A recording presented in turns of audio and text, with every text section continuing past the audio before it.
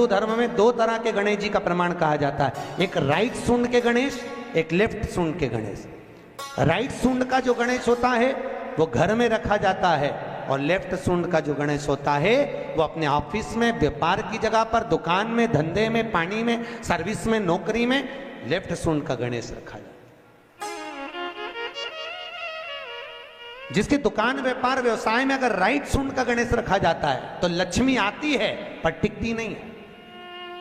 इसलिए घर में सीधी सूंड का गणेश और दुकान, व्यापार, व्यवसाय में, ऑफिस में उल्टी सूंड का, दो गणेश। तो इसका मतलब ये थोड़ी ना कि तुम्हारे घर में गणेश जी बैठा तो तुम उठा के बदल लिया, यहां का यहां दिया, यहां का दिया। अब रखे रहने। जो पृथ्वी की परिक्रमा पहले कर कर आए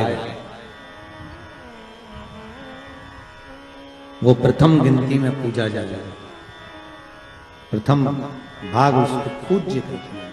ठीक है, जाओ परिक्रमा कर कर आओ। अब गणेश जी महाराज बैठ गए चूहे पर, कार्तिकेय बैठ गए मोर पर। कार्तिकेय घर के बड़े थे, उनको ये बात भान में थी, उनको ये बात का ज्ञान था।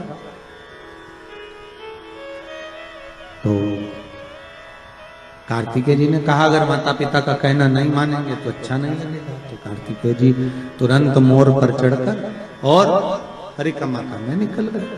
भगवान ने तुरंत वर दे दिया, प्रथम गिनती में तुम गिने जाओगे तथास्तु। पार्वती जी को तो मालूम ही नहीं पड़ा कि कब वर दे दिया, नहीं तो पार्वती जी तो खड़ी हो जाती। अब आ गए कार्तिकेय ने आकर कहा दंडवत करता हूं पिता, प्रणाम। हम तुम्हें देवताओं की सेना के सेनापति बनाते हैं। कार्तिकेय की आंख से अश्रु बहे। देवताओं की सेना के सेनापति? क्या मैं प्रथम गिनती में नहीं आऊंगा? नहीं। क्यों? गणेश जी ने प्रथम गिनती में आ गए। गणेश जी ने परिक्रमा कर ली। किसकी करी? हमारी। पिताजी आपने कहा था पृथ्वी की परिक्रमा कर कर जो आएगा प्रथम गिनती में गिना जाएगा, तो पहली परिक्रमा पृथ्वी की तो मैंने करी, फिर गणेश ने नहीं। पार्वती जी उड़ गई। क्या बात है कार्तिकेय ने कहा मां, पिताजी ने गलत निर्णय दे दिया। क्या गलत निर्णय दिया? गणेश जी को प्रथम गिनती में दे दिया और मैं परिक्रमा कर कर आया। सारी बात मालूम पड़ गई कि गणेश जी ने चूहे पर बैठकर शंकर पार्वती की परिक्रमा करी, ये हुआ वो हुआ, सब मालूम पड़ गया। पार्वती मैया की आंख में से आंसू बहने लगा। पार्वती उठकर खड़ी होकर शंकर भगवान से बोली, प्रभु बहुत भोले हो आप, इसलिए आपका नाम भोला शंकर है। बहुत भोले। एक बेटे को भेज दिया पृथ्वी की परिक्रमा करना, और दूसरे बेटे ने आपकी परिक्रमा करी और आपने उसे वर प्रदान कर दिया। इतने भोले। पिता की दृष्टि में कभी बच्चों के प्रति भेद न करना। कभी मत कहना, माँ से निवेदन है कि मेरा बड़ा बेटा अच्छा कि छोटा अच्छा, मंजला अच्छा कि संजला अच्छा, कभी मत कहना। क्यों? क्योंकि गेंद कभी भी किसी भी पाले में जा सकती है और किसी भी बहू से पाला पड़ सकता है। आप कभी मत करो। आपके 4-5 बच्चे हैं, आप हमेशा अच्छा बोलो, मेरे बच्चे सब बढ़िया, बड़ा बेटा बहुत बढ़िया, बड़ी बहू बहुत बढ़िया, छोटी बहू बहुत बढ़िया, उससे छोटी और बढ़िया, उससे छोटी बहुत बढ़िया। क्यों? अपने को करना क्या, जिस बहू के यहाँ जाओ रबड़ी खाओ वापिस आ जाओ। अपन बुरा भला करना।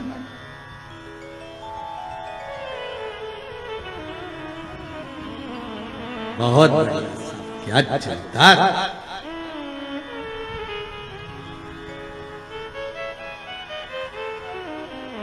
बहुत जोरदार था, बहुत। मेरी बड़ी बहू बहुत बढ़िया, क्या जोरदार कपड़े सिलती है, क्या जोरदार दाल बघाड़ती है। छोटी बहुत बढ़िया, बच्चों को पढ़ाती है, इतनी बढ़िया पढ़ाने में, सब बच्चों को लेके बैठ जाती, पढ़ा लेती है। उससे छोटी क्या मांडना मांडती, क्या कपड़े सिलती। उससे छोटी वो भी बहुत जोरदार भोजन पकवान बनाती। जब माँ तारीफ करे तो उसके लिए सब बना। ने कहा ये आपने श्रेष्ठ नहीं। पार्वती जी बोली मुझे अच्छा नहीं लगा आपने निर्णय जो दिया। क्या चाहती हो पार्वती? पार्वती जी कहती हैं आज मुझे एक वर देना पड़ेगा। बोलिए क्या वर चाहिए? भोलेनाथ मुझे वर ये चाहिए कि आज के बाद आपकी कोई परिक्रमा ही ना हो। मुझे वर दे दो कि शंकर की परिक्रमा कभी नहीं हो।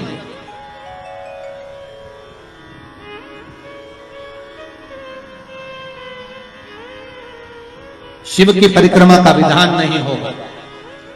शंकर भगवान ने पार्वती को तथास्तु कह दिया।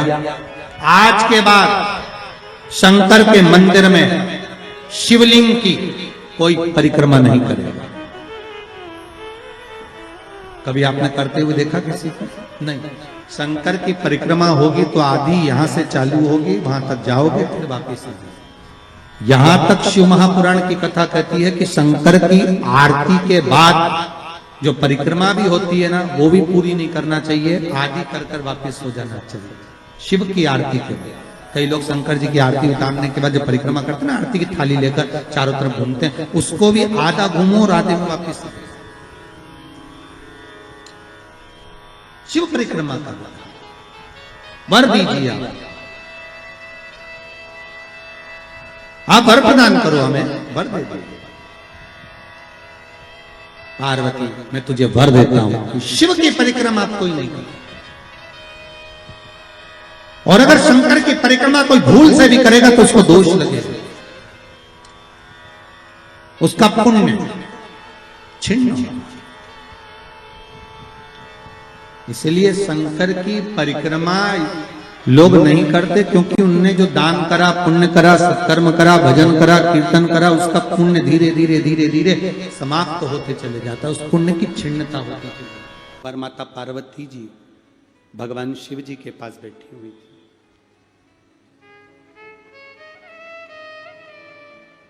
उनके मन में एक भाव प्रकट हुआ कि मुझे स्नान करने जाना है, तन पर उपटन धारण कर। उन्होंने तन पर उपटन लगाया, उपटन को लगाकर माता पार्वती जी स्नान करने के लिए चली।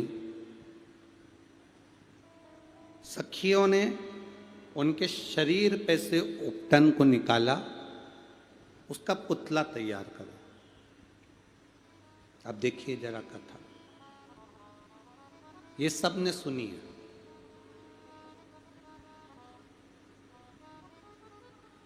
गणेश जी के जन्म की कथा सबने सुनी।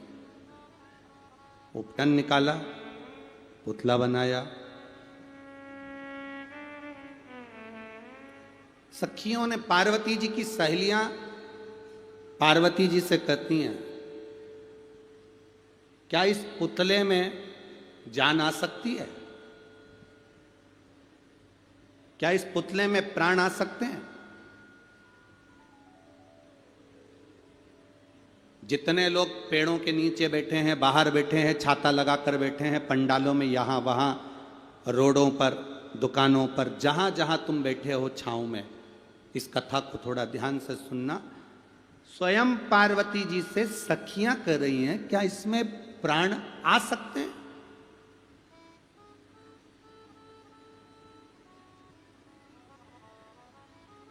क्या इसमें प्राण आ सकते हैं? तो पार्वती जी ने कहा, क्यों नहीं आ सकते? अकाल मृत्यु वो मरे जो काम करे चंडाल का, और काल उसका क्या बिगाड़े जो भक्त हो मां। क्यों नहीं आएंगे इसमें? जब वो बंजर भूमि में भी घास पैदा कर सकता है, तो इस पुतले में भी वो प्राण दे सकता। पार्वती, तुम कह रही हो कि इस पुतले में प्राण आ सकते हैं? हाँ, लाकर बताओ।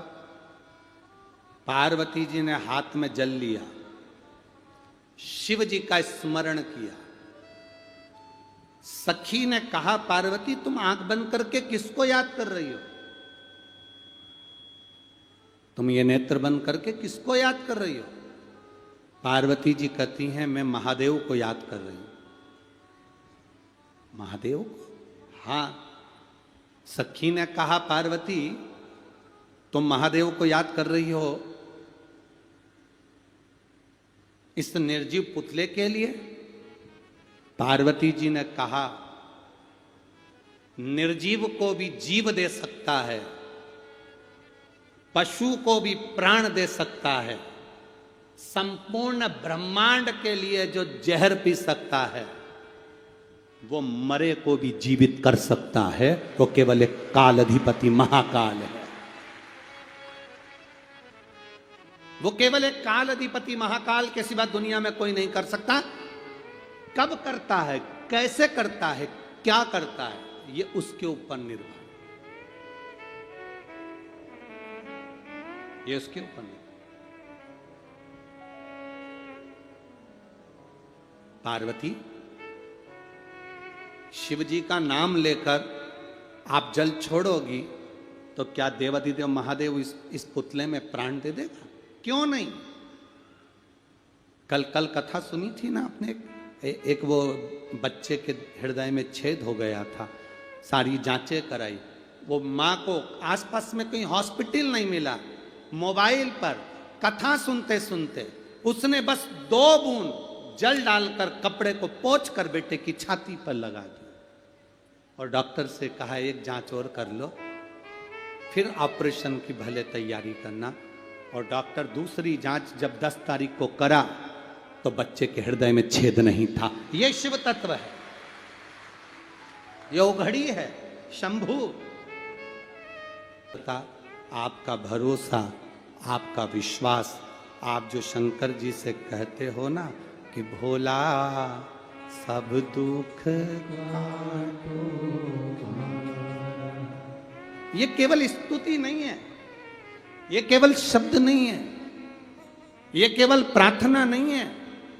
आप बाबा से कहते हो बाबा सब दुख काटो मेरा, तो बाबा का मतलब होता है पिता से, बाबा का मतलब होता है दादा से, बाबा का मतलब होता है अपने घर के बुजुर्ग से, बाबा का मतलब होता है अपने घर के बड़े से। जब हमारे घर के बड़े से, बुजुर्ग से हम जब बात कहते हैं तो हमारा दुख कटता है। क्यों नहीं कटेगा? क्यों ना कटे?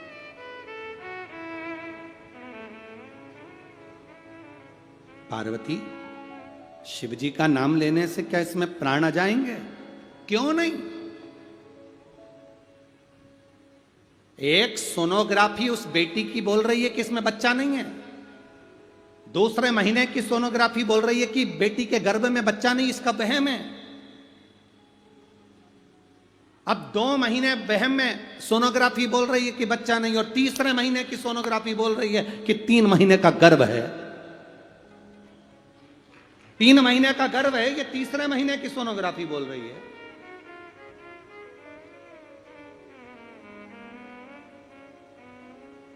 भगवान देता है पल्ला झाड़कर, महादेव देता है छप्पर फाड़कर। सहजता नहीं देता, सहजता दे कहां वो? शिव नाम से दुनिया का सारा सुख मिल सकता है, क्यों नहीं?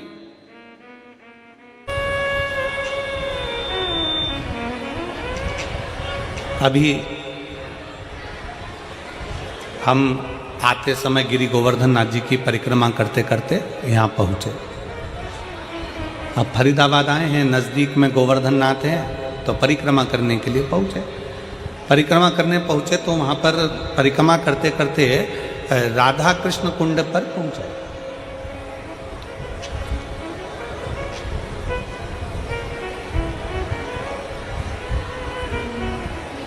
और राधा कृष्ण कुंड पर पहुंचे तो वहां पर एक बुजुर्ग माता ने हमसे कहा कि गुरुजी ये बताओ कि हम शंकर भगवान को 1 लोटा जल चढ़ाते हैं, हम शंकर भगवान की आराधना करते हैं, हम शंकर भगवान की पूजन करते हैं, हम शिव की आराधना में, शंकर की आराधना में डूबे रहते हैं। शिव कैसे मिलेंगे? शंकर भगवान हमें कैसे मिलेंगे? शिव हमको कैसे प्राप्त होंगे, कैसे मिलेंगे? हमने उन माता जी से उस समय पर एक ही शब्द कहा, माँ अगर आप चाहती हो कि शंकर आपको मिले तो सबसे पहला शिव के मिलने का तरीका है कि जो संसार में हम जिनके साथ रहते हैं जिस परिवार में रहते हैं, जिस कुटुंब में रहते हैं, अपने सास ससुर, अपने ननंद नंदोई, परिवार, जेठ जेठानी, कुटुंब, कबीला, देवरानी जेठानी, जिनके साथ हम रहते हैं, शंकर के मिलने का सबसे सुंदर तरीका है, शिव कहते हैं पहले अपने परिवार से अच्छे से मिलो तो मुझे मिलने में देरी नहीं लगेगी, मैं भी तुम्हें मिल जाऊंगा, मैं भी तुम्हें मिल जाऊंगा। हम अपने परिवार से अच्छे से नहीं मिलते, हम अपने परिवार से अच्छे से मिलन नहीं करते। परिवार का कोई व्यक्ति है, उसको देखकर मुंह चढ़ा दिया, उसको देखकर मुंह फूल गया। शिव पुराण कहती है पहले अपने परिवार से अच्छे से मिलो, अपने कुटुंब से अच्छे से मिलो, अपने मोहल्ले के लोगों से अच्छे से मिलो, अपनी सोसाइटी के लोगों से अच्छे से मिलो, अपनी कॉलोनी के लोगों से अच्छे से मिलो, अपने क्षेत्र के लोगों से अच्छे मिलो। जब हम अपने क्षेत्र के, अपनी समाज के, अपने वर्ण के, अपने आनंद के और अपने मोहल्ले के सभी लोगों से, अपने क्षेत्र के लोगों से, अपने परिवार के लोगों से, अपने घर के लोगों से अच्छे से मिलना प्रारंभ करेंगे तो भगवान शंकर भी कहते हैं कि मुझे मिलने में देरी नहीं लगेगी, क्योंकि मैं सबके अंदर शंकर ही समाया है। आप इनसे अच्छे से मिलोगे, शिव आपको मिल जाए।